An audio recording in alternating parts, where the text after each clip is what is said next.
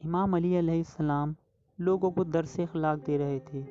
کہ اتنے میں کسی نے پوچھا، یا علی، زندگی میں اچانک سے مصیبتیں اور پریشانیاں کیوں آ جاتی ہیں؟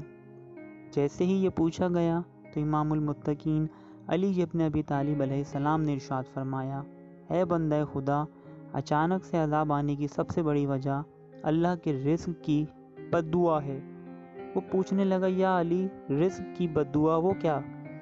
تو امام علی علیہ السلام نے فرمایا، بچے ہوئے کھانے کو زمین پہ پھینک دینا،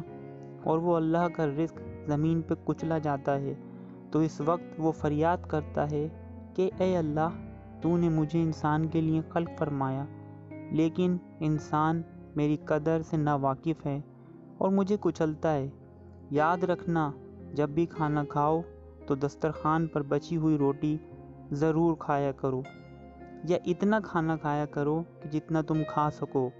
کیونکہ میں نے اللہ کے رسول صلی اللہ علیہ وآلہ وسلم سے سنا کہ دسترخوان پر گری ہوئی روٹی جب انسان کھاتا ہے تو وہ انسان کے لیے شفا بن جاتی ہے، لیکن اگر چلتے وقت دیکھو کہ زمین پہ روٹی پڑی ہوئی ہے اور وہ کچلی جا رہی ہے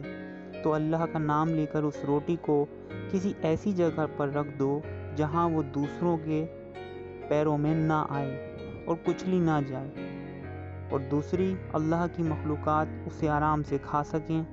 اے شخص، اس عمل سے اللہ کا رزق تمہیں دعا دے گا، اور رزق کی دعا اللہ تعالیٰ کبھی رد نہیں کرتا۔